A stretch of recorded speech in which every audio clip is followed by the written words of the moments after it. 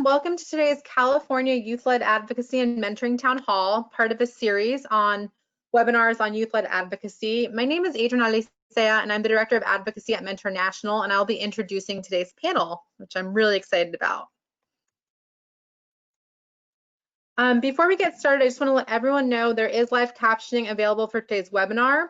The link for the captioning was both in your registration email as well as right here on the screen, and right after, in a second, I will send out the link in the chat box as well.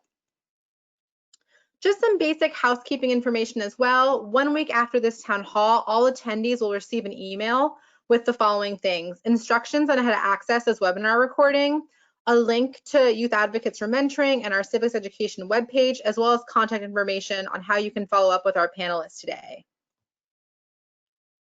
So for today's webinar, all of our attendees are on mute for the best sound, but that doesn't mean we don't want you to interact with us. Please type any questions that you have for panelists in the questions box, and we will try our very best to get answered all those questions during the question and answer session. If for some reason we cannot answer all the questions, we'll make sure that we follow up with you via email or via phone call to talk to you as well. So today's webinar is really based on the strong belief that Mentor National and our affiliate network have that's really deeply ingrained into the body of our work, and that's that young people should be the center of policy and advocacy solutions. Young people do not exist in vacuums, right? We know that policy changes, elections, everything, advocacy, every issue impacts them. And we as mentors have a really critical role to play in growing alongside them and also supporting their advocacy and policy interests. We know that advocacy and policy, honing in on these topics and things that they care about actually really help them develop self-confidence and leadership skills, while clearly making a huge impact on the systems that impact them the most. So over a year ago now, Mentor started a program called Youth Advocates for Mentoring, where we selected 12 young people from throughout the country to come together for a training cohort to develop their policy, their advocacy, and organizing skills so that they could really effectively advocate for issues they care about in their communities and their nation. And each young person in the program, was paired with an advocacy professional, where they were able to really learn about advocacy, get support from their mentor, and also teach their mentor a lot about the issues and topics they cared about. They spent the year both before COVID in person and also virtually, learning about how to effectively communicate with Congress, how to use best practices on social media.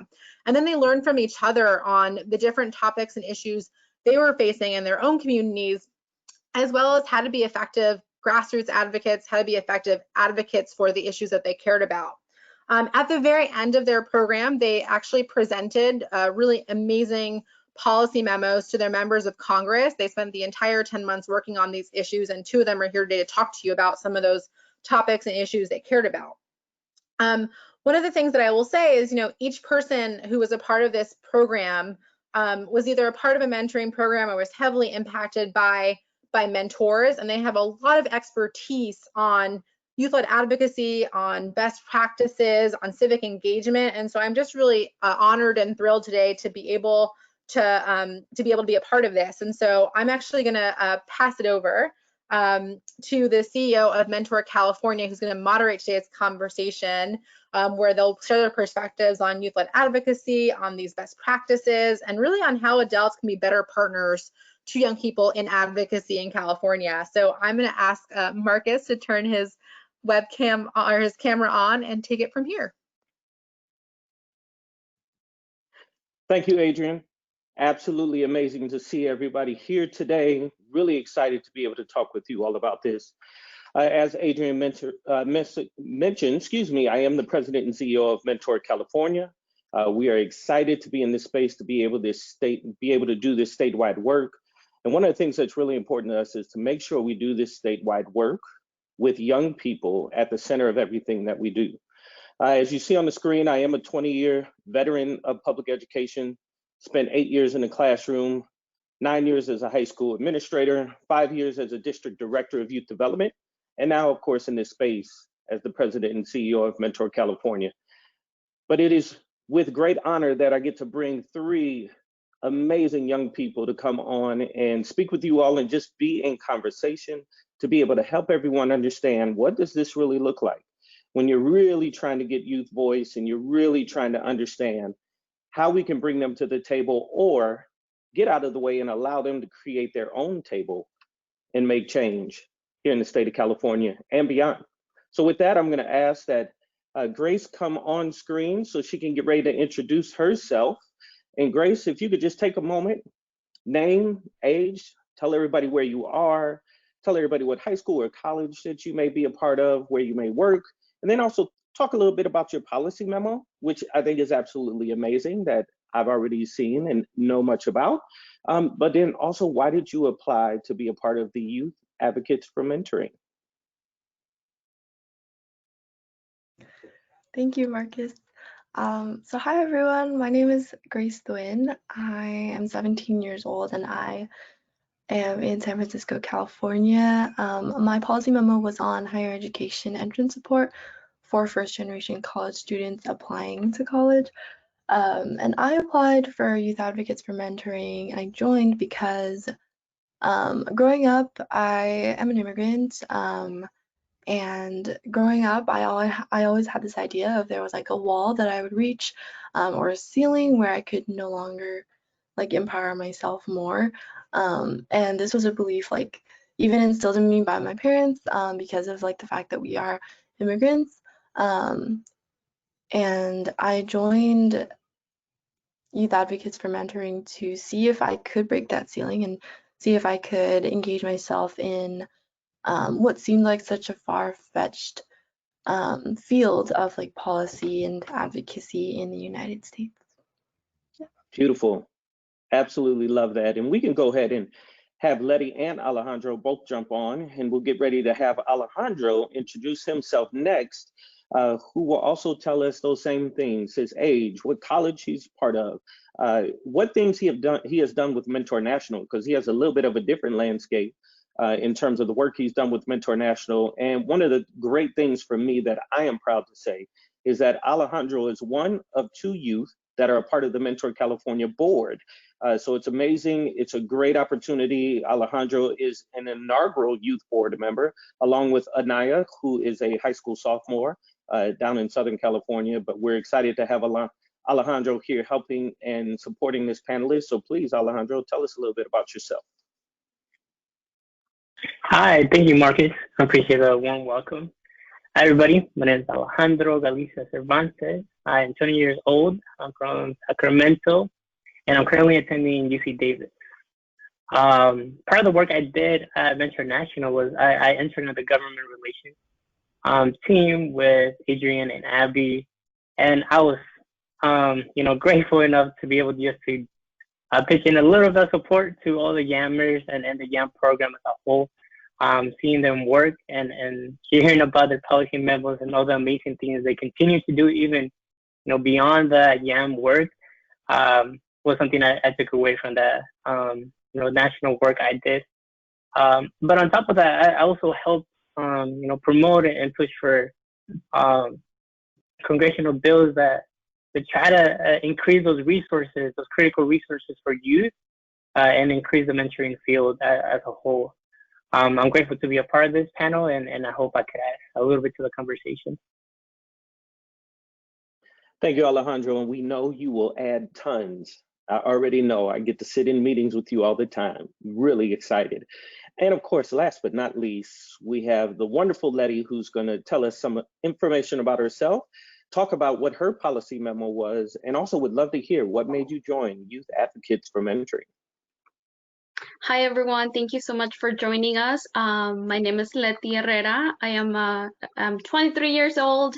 I am also a DACA recipient. I am in San Bernardino, California, also known as the Inland Empire. And my policy memo, the title of my policy memo was the Broken Pipeline for Non-Citizen Immigrant Students Who Want to Achieve a Post-Secondary Education.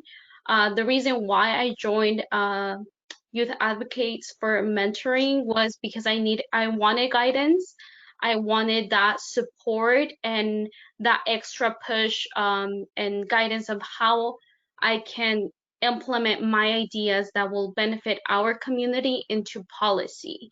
So I was able to accomplish that with the trainings from that we had for mentoring, and also having my mentor who guided me in every step of the way. And I was able to make 3 policy recommendations to my member of Congress and my senators as well.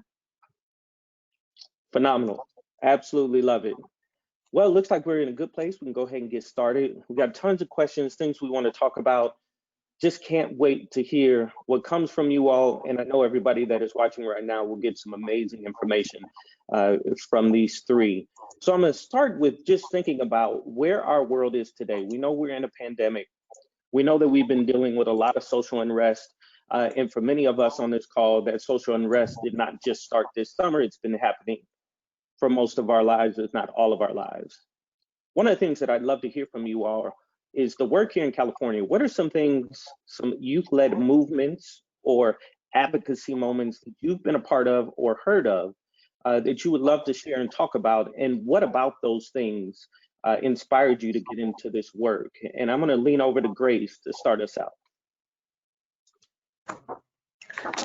Yeah, so I can talk about the specific movements that I see happening in my community, in my school, and the Bay Area. Something that has really blown up and become something that is really talked about is sexual assaults in my high school, assault and harassment. It is really difficult for students to talk about it, but a lot of students came out over the summer and told their stories, and now it's a real conversation that's happening with the school administration. And I really hope that this can happen more, because schools, if anything, should be really unafraid to stand up for survivors and make the school a safe place to learn, rather than like bring things under the table and not addressing the issues that are there. If a school really wants to be an effective learning environment. And I also see a lot of course, racial equity happening.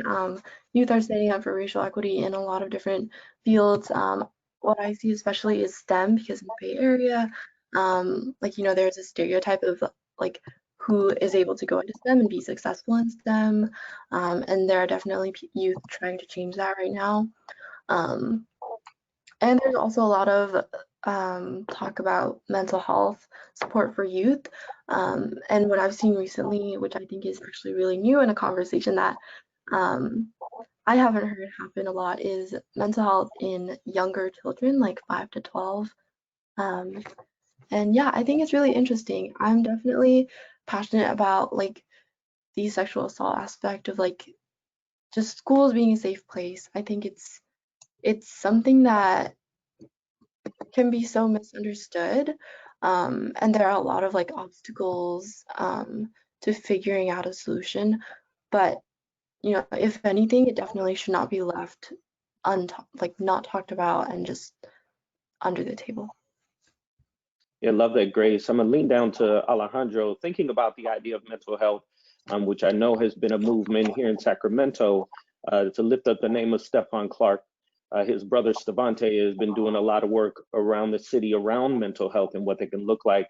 But what are some things, Alejandro, you've been involved with MBK, and I know Improve Your Tomorrow here, Sacramento, which we'll talk a little bit about. But what are some things you could share? Yeah, I think, you're starting with my own personal work, happening here in Sacramento. Back in my senior year in high school in 2018, I was fortunate enough to join the MBK Youth Fellowship as an inaugural cohort. And the policy memo we wrote at the time focused around mental health of boys and men of color. And that memo continued to be pushed for, years later. And now it's 3 years later, 3 or 4. And we finally have funding for one of our policy recommendations that we had 3 years before. And it goes to showcase the power that youth have and how early we're at some of these issues. And with MBK and public health advocates, we were able to, get funding to work on our app for our mental health app, for and by youth. And that's just one of the, small movements that's happening right here in Sacramento. But I know we'll get into the the 1300 campaign later on, which is a flagship movement happening here in Sacramento.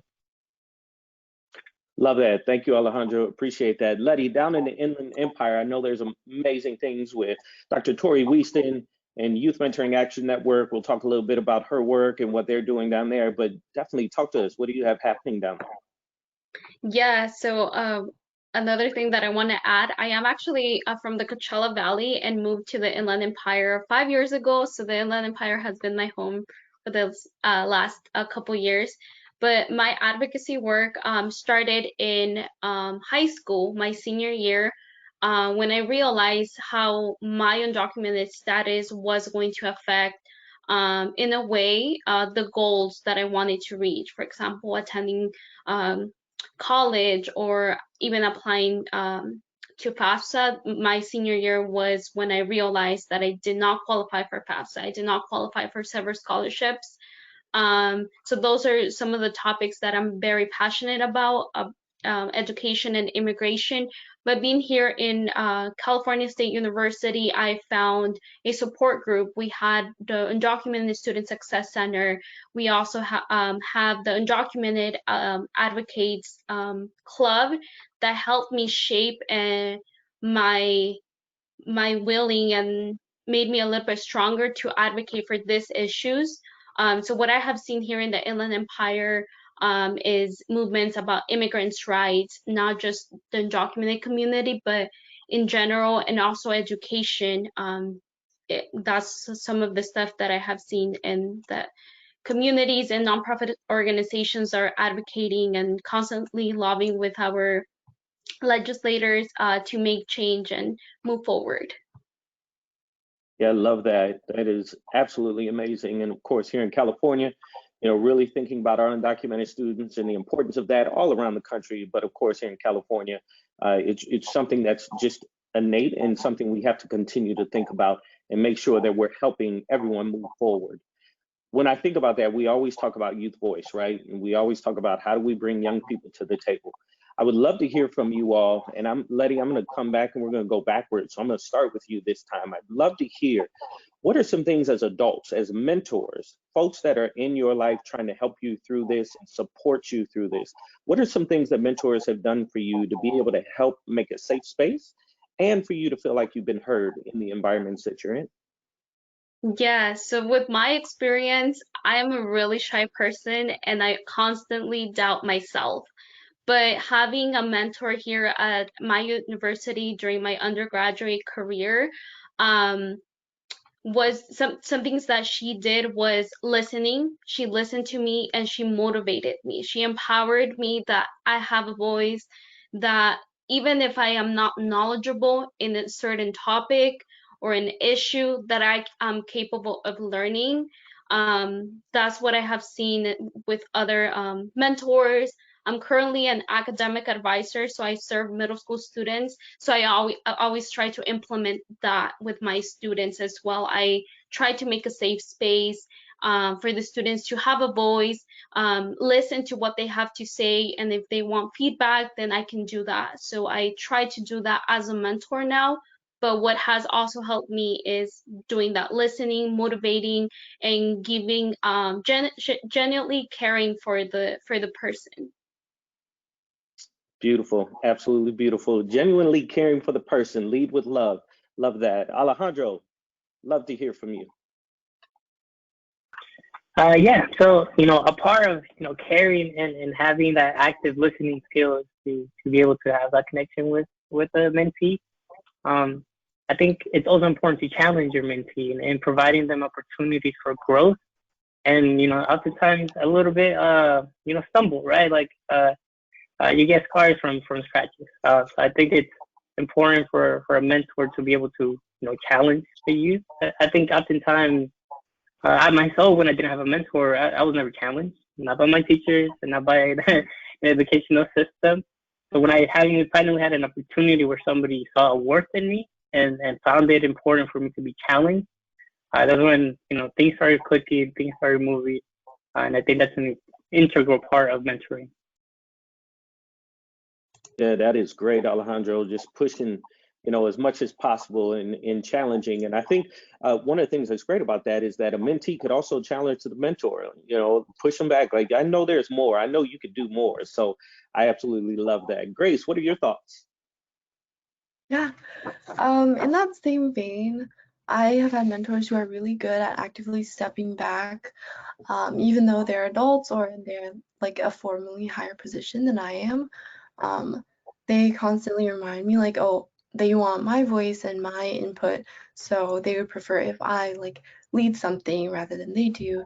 And that like is also like challenging me, but also at a place where I'm ready to. And it really helps in like making sure that my voice is in the input of like planning, developing things.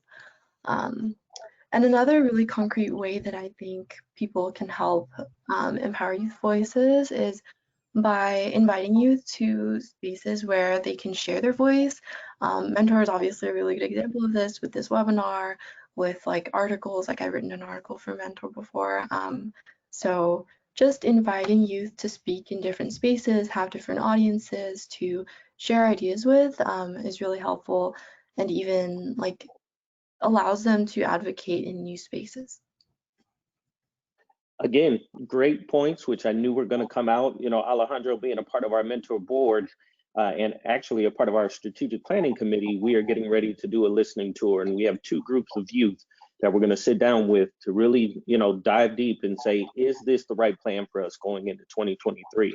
So absolutely amazing. So staying on that same vein, and Alejandro, I'm going to start with you. Just thinking about mentor programs that you may know across the state or just here in Sacramento that are doing this really well. Who's doing this really well? Who are some programs that people could possibly look into? Yes, well, don't look any further. Right here in Sacramento, we have Improvers More, a college preparatory program for boys and men of color to get them to and through college. They have a scalable system that's enabled them to even, go and expand all throughout Sacramento and even into Stockton now. But part of their success is that they have a pipeline of students, going from middle school up until, graduating college.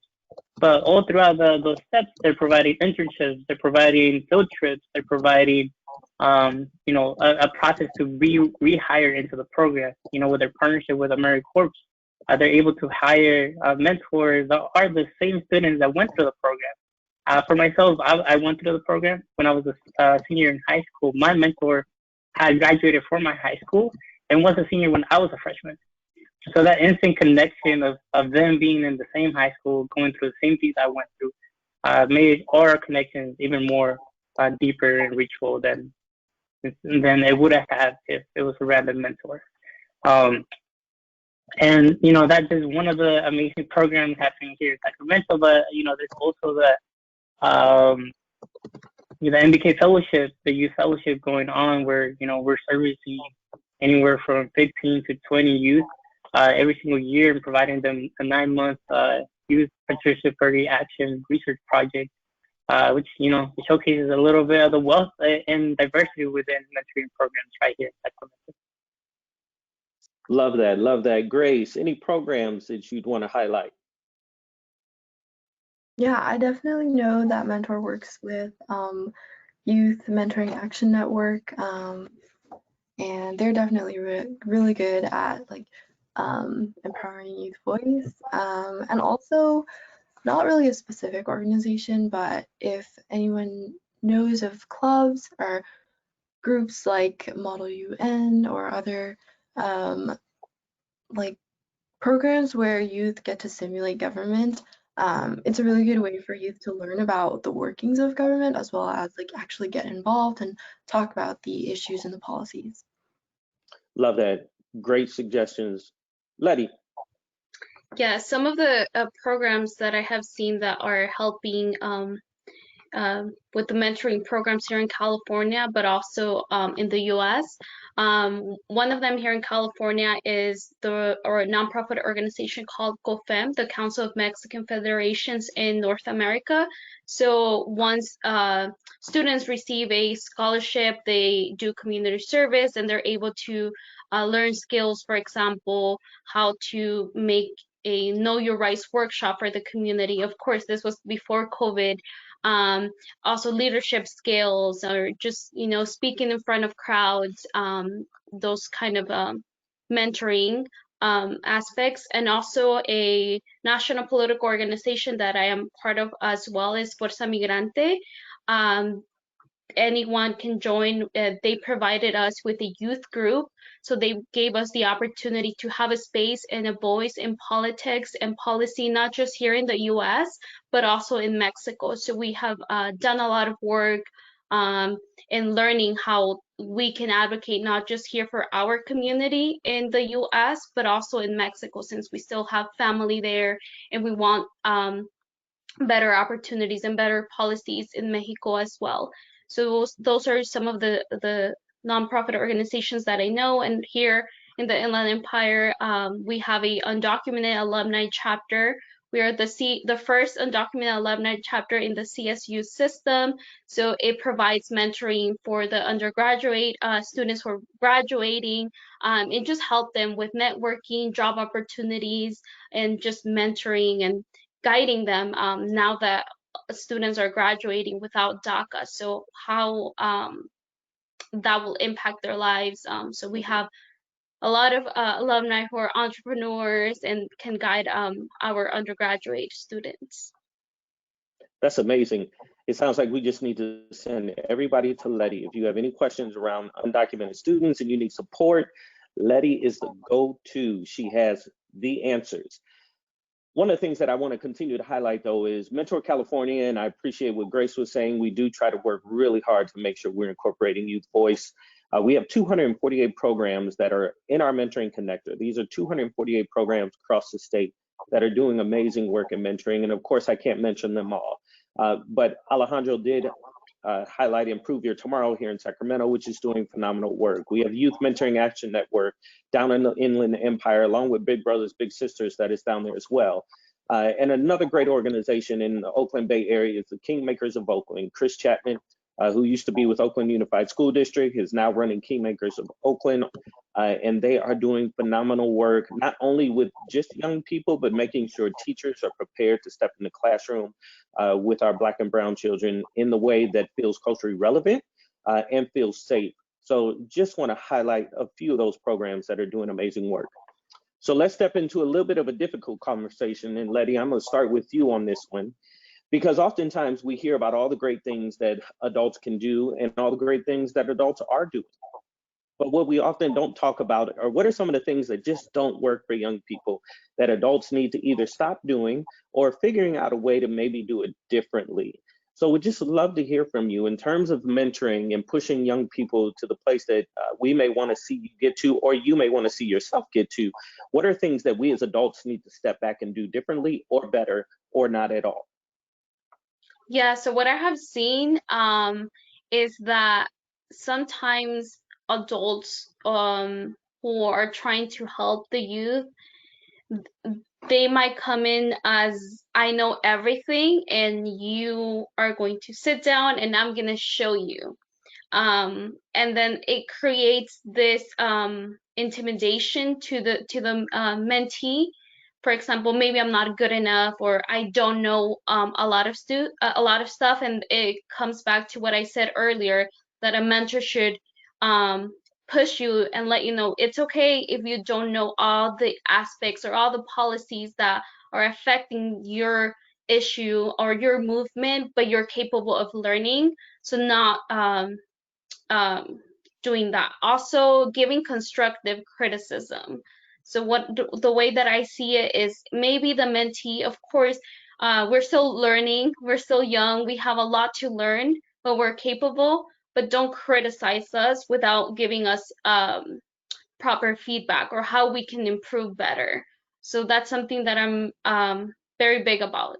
I'm open to criticism, but give me constructive criticism, how I can become better.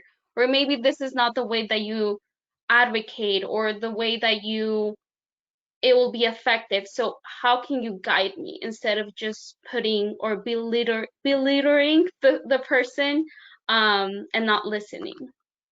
Love that. Great points. Great points. Grace, would love to hear from you.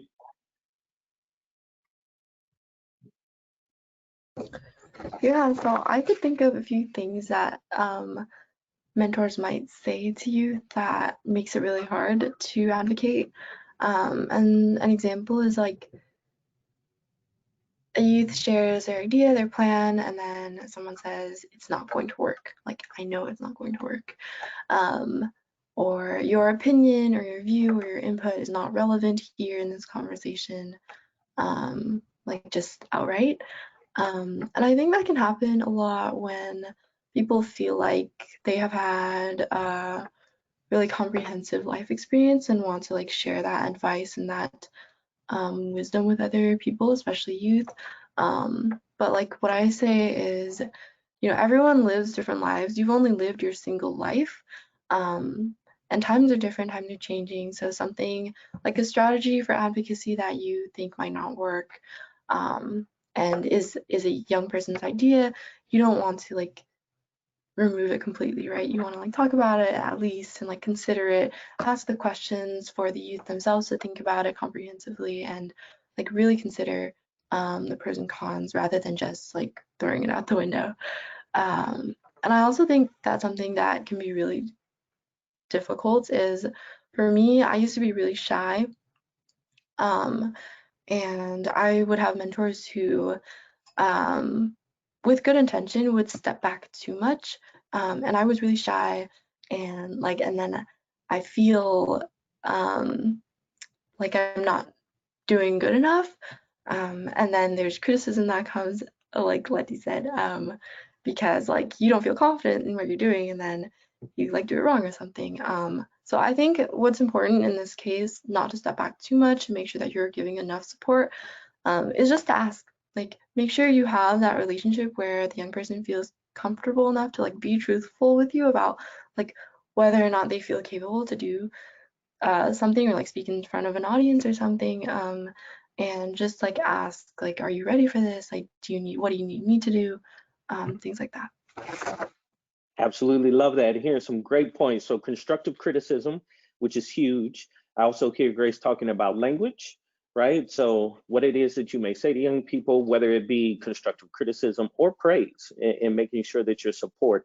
And I can tell you that not pushing enough or maybe pushing too much is something that Alejandro has no problem telling you you're doing, because we've had those moments in meetings where I've asked him questions. He's like, Marcus, I'm not ready for that yet, but I'll get back to you. And the great thing about that is Alejandro follows up.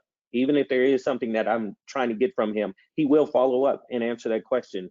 But I think it's great that we're in a place to be able to do that and have that relationship. So I love that. But Alejandro, would love to hear from you. What are some things that you would encourage us adults to learn to do a little bit differently? Well, I think two things, right? Oftentimes when youth are involved or trying to, come about in their advocacy efforts and in their own kind of amazingness, part of the things that adults have a tendency to do is lean or rely too much on the youth story rather than the youth ideas of what advocacy looks like for them. So oftentimes, oftentimes it's important because, developing your personal story is rooted in what you find important in your advocacy, right? Like your identity and your advocacy is an extension of your identity. But when we oversaturate one aspect of a youth narrative, it kind of pressures the youth to only focus on their story and not the important work they're trying to do and change. So that's one thing. Maybe leveling the playing field and allowing the youth to fully explore all the issues and important advocacy efforts they have on top of their story.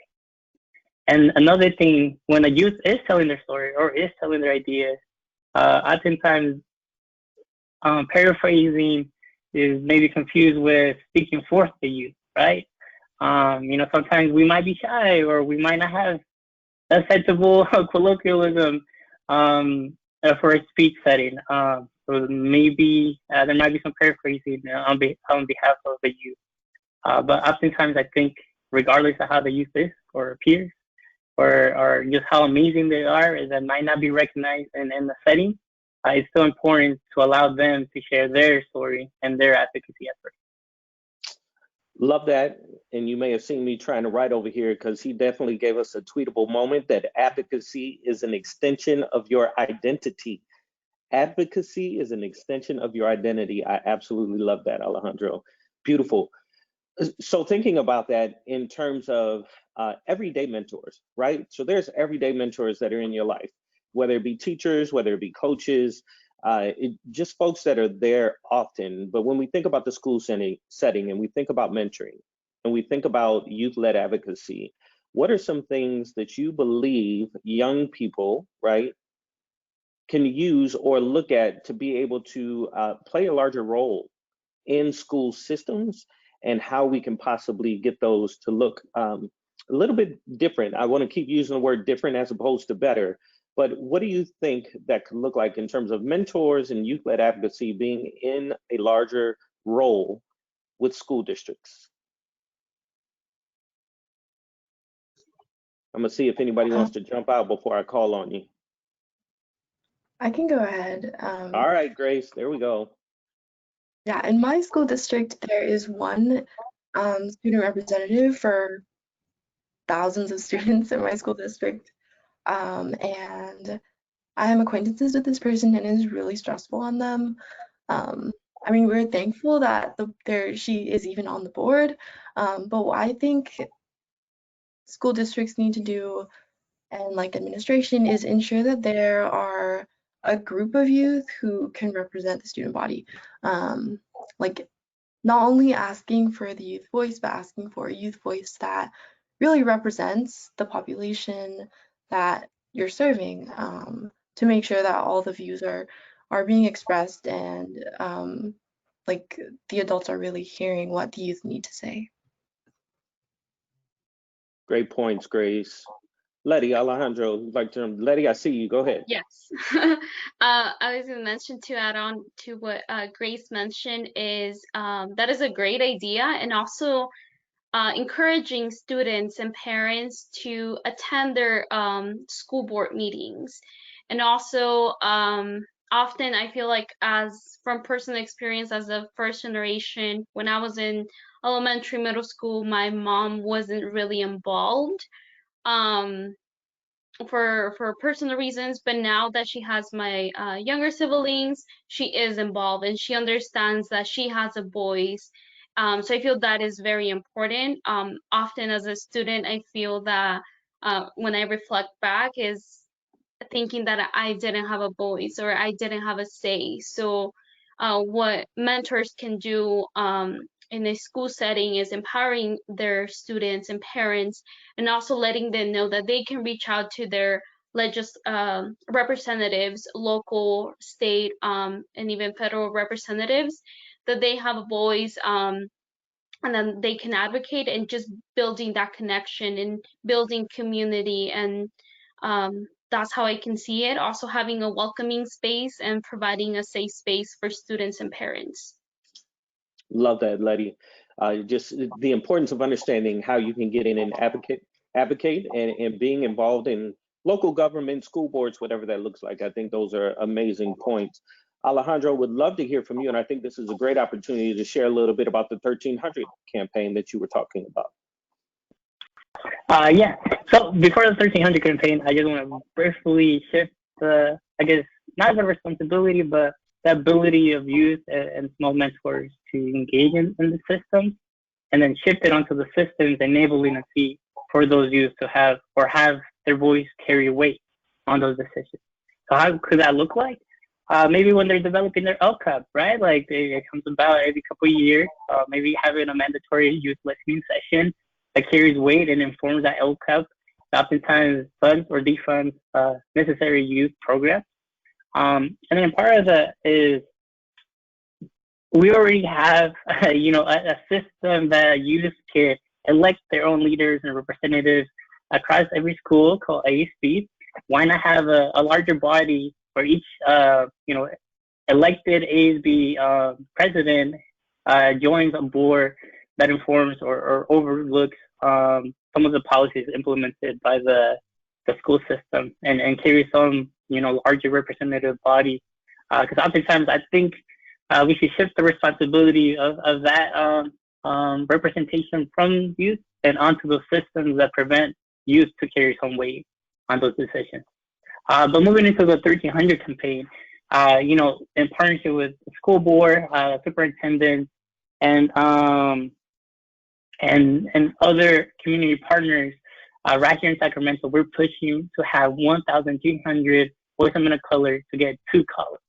And that's an increase over a couple of years. I know Marcus is part of that committee that's making it all happen. So I know you could add those specifics. But just as the principle of it is that we're providing an opportunity for 1,300 boys that wouldn't have that opportunity if it wasn't for this. And I just want to say I was one of those boys before when if it wasn't for Michael Lynch and then Privy Tomorrow, I don't know. I always credit them for allowing me the opportunity to even consider or have college on the forefront of my mind. Love that, Alejandro. And yes, just, continuing to add to that is the goal is for us to get there by 2025 and really looking at how do we present teachers with opportunities to go through trainings? How do we present community with opportunity to be able to lean in a little bit more, like Letty said, in terms of coming to school board meetings and putting your voice forward, but also getting, UC Davis and Sac State to really get on board with saying we want to open our doors and make sure that we provide a space for our young men of color to be able to come here and be in those safe environments speaks volumes. So we're excited about that work. That's all coming out of MBK Sacramento. And there are amazing bodies of work happening with RISE in Richmond, California, who's doing amazing work around MBK, Liberty Hill Foundation, as well as the Youth Leadership Institute in Fresno, which is amazing. So again, just lifting up some of those folks that are doing great work. We have about 5 minutes, so I'm going to jump into a couple questions real quick before we get to Q&A that I definitely want to hear from you all so that you get a little bit out of this as well in terms of days that you're doubting yourself. I'm sure there are things that come up that make you feel like, I don't think my work is what I need it to be. And sometimes we always don't have that mentor on our shoulder in back of us to encourage us to move forward. So what are some things that you do to help you stay grounded, but to also help you stay motivated in moving forward and seeing the bigger plan that you're trying to work towards? And I'm gonna jump out and I'll go straight to you, Alejandro. I'm gonna start with you on this one and get some ideas. Yeah, well, I think for me, there's always a little drive that's telling me to do more, to continue to push for more, and I guess exhausting, that it gets heavy. And oftentimes I'll question even if I can do it. Am I doing too much? But I think the single thing that I found that's important in my life is family. If I'm ever feeling down or I'm questioning my ability to do the work I want to do and that I care about, I just go home. I call my sister and, go carry my nephew for a couple of minutes. That always grounds me. And if it's not that, I just stay here with my housemates and we have a community dinner, stay around the table. Oftentimes, removing yourself from those negative energies or those little things that are telling you or whispering to you negative things, don't feed them. Feed yourself right at the table. There we go. Love that. Grace, what about you? Yeah, absolutely. I agree. I think sometimes it is really important to take a break and important for us to understand that it's okay to take a break. You can't advocate like every second of your life, right? You have to like go to sleep and stop thinking about things sometimes. And that helps you clear up your mind a little bit. For me, what I think about is most of my advocacy stems from my like personal life experiences and like anxiety that I went through that I know like can get really hard. And so what pushes me to continue advocating is like, let's make sure that this doesn't happen for other people, for other youth. Like, let's make life easier for them and not as like difficult as it was for us. And I'm sure Alejandro and Letty can like relate to this, like probably even more than I can. Like really wanting to make an experience, especially in education, better for people who are just like us. Beautiful. Thank you so much. Letty. I think you're on mute, Letty. Sorry. There Like we I go. mentioned earlier, I do doubt myself often. I will be lying if I'll say like I'm always motivated. But what I do and what I encourage others to do is to take a rest. Self-care is important. Have a self-care day, or however many days you might need to just gather yourself together, and also reflect on your work. I'm a visual learner. I have to write stuff. So just sometimes while I'm doing my self-care day, I write every accomplishment, because sometimes we forget, or I forget, of the things that I have done, and also look forward into the future. What else you can accomplish, and also with my work, advocating for the undocumented students and the undocumented community, I always keep in mind that I want someone who will represent my community, who cares about it. And just think about that, and trust yourself, but also take a break. It's okay to take It's okay. Yes. Love that. Alejandro will know this very well. Part of Mentor California values is love and self-care. It's important to us here, and we try to definitely speak that into our young people as we move forward. So before we go into a Q&A, I have one last question for you all that I really want you to speak to programs that are watching this or may watch the recording later. We're trying to figure out what it looks like to get more youth involved. You know, I ran after-school programs here in Sac City for 5 years. And what I do know is there's over 900,000 young people in after-school programs alone. That's not all youth, but just in after-school programs alone. What are some things that you all would tell any program watching that they can do to get more youth involved with advocacy work in the state of California? And I'm going to leave it open. See who wants to jump out first. I can start. I All also right. used to work with a after school program, so I work with elementary students. And what kind of like worked for me was explaining and letting students know about a little bit more about what was advocacy, or even defining that word. What is advocacy? Advocacy doesn't necessarily mean just protesting. There's different types of advocacy. So explaining that, explaining a little bit maybe how they can make a change, or asking them like what is the one thing that you're passionate about and that you care about. A lot of people have different issues, and all of the issues are really important, but also once they say, like, for example, let's say they say it's education, or it's something that's going out on at home, providing that safe space, and helping them and educating them, and giving them the tools that they need. So I don't know, like it could spark a fire in them, and they will continue to do that. That will be my advice. That's beautiful advice, Letty. Thank you so much. Grace or Alejandro? I can go. Oh. You can go. I'm going to pick Alejandro. Okay, I'll go. Okay, so I think it takes two things, right? Oftentimes for youth, it's important for youth to see what's beyond their neighborhood, beyond their zip code, because oftentimes their zip code becomes the norm, right? It becomes the thing that it's the assumption that everybody else has the same thing as you, or is going through the same thing as yourself. But realizing that no, like it shouldn't be like this. There's things out there that are better. You can imagine a different neighborhood than the one you have right now, and that's okay. that takes a little bit of learning and unlearning of the things we've known up until now, at least for youth. But Letty got an important point, right? Advocacy looks different now. Now we have TikTok, now we have Twitter, now we have Facebook and Instagram. So enabling opportunities where youth could showcase their creativity in social media and social activism is one conduit to enable more youth or more students to be involved in advocacy efforts. Love that, Alejandro. I think one of the things that I often try to tell adults to understand is that youth voice doesn't always literally mean speaking, right? There are ways that young people can say what needs to be said and never actually say anything. So just teaching, right? Putting young people in the opportunities that they need to be able to learn what that looks like is what Letty's speaking to, so that they understand how they can move.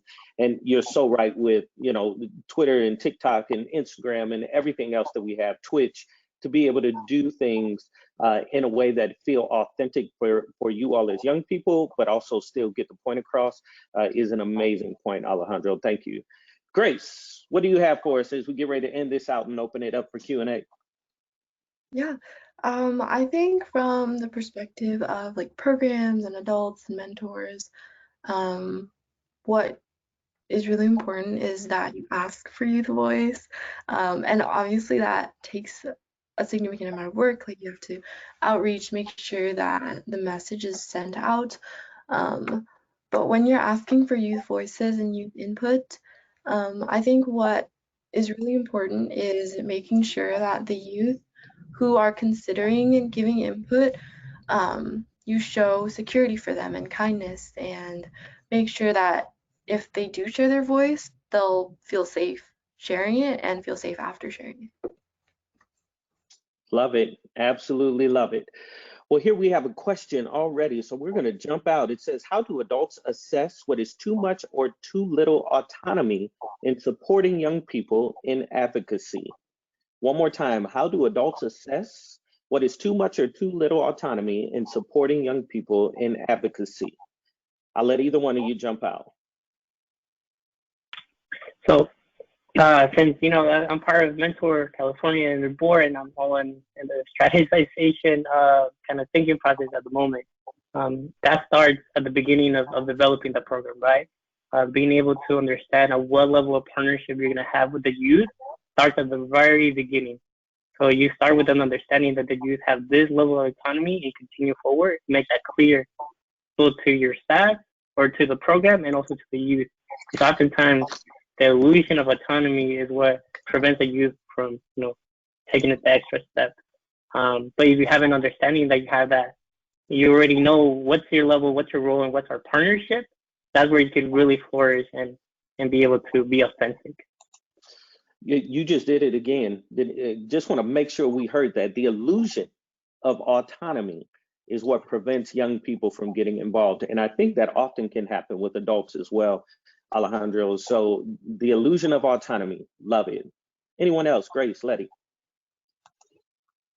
Yeah, I think what we need or what is helpful is like having that structure and that support be there available, and like starting off with more structure, and making sure that youth know it's available, but then like not pushing it on youth. Like I said before, it really depends on like the specific youth. You really have to have that open, vulnerable relationship with the youth where they feel safe really telling you like where they're at and what they need and what is really helpful for them. So yeah. Yeah, understanding your youth. I love that. Everyone's going to be different. Everyone's going to need a little bit more. Some may need a little bit less. Love that. Letty, do you have anything else you want to share? Yes, I think once, if it's like a mentorship program or a relationship, asking them what is the best way to communicate with you. I do that with my students. We have several platforms, but it could be, you can ask them, is it via text? Is it via email? Is it maybe a phone call? I know that maybe like young people don't really like to call or have conversations on the phone. I think for the most part we prefer text, and having that safe space, and I keep mentioning that because that is really important. That way the mentee can go to the mentor and let them know, like, hey, I need extra help, or I got this. So having that good relationship and being open to the mentee. Great. Well, another great point. I'm gonna jump into the next question quick because we're gonna be running out of time. And Alejandro kind of alluded to some of this already. So I'm gonna start back with you, Letty, to answer this question, then we'll jump up to Grace. What are some of the social media platforms or organizations that you use or have partnered with to do your advocacy work? I think every social media, Instagram, Facebook, and Twitter. Actually, it brings me back really quick with one of the projects that we had with the YAM program. So who is your audience? For example, who is in Facebook? Are you gonna find what kind of people or what kind of audience are you trying to find? TikTok, it will be more of like the young people. Instagram, just really using your platforms. For example, LinkedIn, you can use that to get the attention of educators, professionals, but if you want to get maybe a little bit more feedback from parents, or maybe you can use Facebook. With the movements that we have used pretty much everything, and also sending information and videos, graphics, flyers, all of that helps. Absolutely love that. Grace, do you have anything to add? Yeah, I think for me, I have mostly used Instagram, mostly because I work with youth as well. Instagram is a really good place where you can catch a lot of people's eyes really quickly with a visual and get quick information to them. And I think it's also a place where um, a lot of youth are searching for opportunities. Like for me, I don't just scroll through Instagram. I follow people where I know like I might find an opportunity, a part-time job, some place to advocate or work with. So yeah, like definitely don't underestimate Instagram. Love that. Love that. So the next question, Alejandro, is actually a little, well, actually more for you and I, and I'll speak to this. It's asking, what do youth board members actually do with Mentor California, and what kind of decisions do they make, and how much do they know about the greater org? I'll say this much, and I don't want to go too far so that we can get to questions. So one, Mentor California, we hear the term youth board member, but understand that Alejandro and Anaya are 100% a board member. They have the same voting power, they have the same autonomy, they get the same documents. Alejandro's part of our strategic planning committee, so he is putting that together for the next 3 years. Anaya is a part of our fundraising committee and she wants to go out and raise money. So I just want folks to understand that, bringing youth in doesn't mean bringing them in a minor role to be able to say you have youth. Bringing youth in is bringing them in so that they can bring the voice of many youth to the table. They may not be able to speak for all youth, but they do have a voice that can come in and help you think about things a little bit differently, particularly when you're an organization that is about helping youth. How are you going to do that if they're not at the table? Alejandro, I'll let you speak a little bit to that, though, just in terms of what is your role with Mentor California Board? Yes. So, yeah, I don't think my role is any different than my fellow board members. Like you said, we all get the same materials. We all have an opportunity to share our thoughts and inform the strategic planning process that we have moving forward. Notably, I was able to inform the norms and values that Mentor California has and will continue to have throughout, our continued future. But I think one important key aspect that my specific role has is that I'm able to build out a pipeline that has, reoccurring youth enter into my seat. Oftentimes the idea that youth leadership have is that, we take space, but we also got to make space for others to lead. And that's a critical part of my role too. Yeah, so what's great about this role for them is that there is a succession plan. So who knows, eventually Grace and Letty may be a part of the Mentor California board one day as well. But we're going to keep that moving. We have more questions, but we're out of time. Oh my goodness. Here's what we'll do. We're going to go to those questions. We have them all, and we will make sure that we get a chance to answer those questions. We will email them back out when we get ready to send the recording. That way you can hear from the young people. We just ask that you give us time. We set a week for the recording, so we will make sure that we will do our best to get those questions answered and to you. Before we leave, Alejandro, any last words? Yes. So, you know, an organization that serves youth at different levels, whether, you know, direct services or intermediaries or you know, micro level service, youth are always supposed to be at the center of the work and inform the work. That looks in different levels or in different partnerships for everybody. But having that value that, you know, youth come first and youth inform the work is critical for enabling youth to push forward. Thank you so much. Grace, any last words? I just want to thank everyone for attending this and listening to our voices and empowering youth voice just by attending this webinar. Beautiful. Letty. I also want to thank everyone for joining us, and just know that the work that all of you do is important. We need mentors in every way. So thank you so much for joining. Awesome, thank you. We do have a way for you to get in contact with any of the young people that were a part of this webinar today. You can contact Adrian. I do believe, Adrian, do you have your slide to put back up for that? If not, when we do send out the recording, we will make sure you get Adrian, who is from our national office. We will get the information to you. There we are. Reach out to Adrian right there at her email address, and she'll be able to connect you with any of the young people that were a part of this panel or myself, and we'll be able to keep things moving. Remember, mentorcaliforniayouth.org is our website if you have any questions about the work we're doing here in California, but also know that we have a national movement that is about one mentor, making sure that we increase the quality and quantity of mentoring programs throughout this country so all of our young people have what they need to thrive. Thank you all for joining. We appreciate you and look forward to seeing you at our next one. Bye. Bye.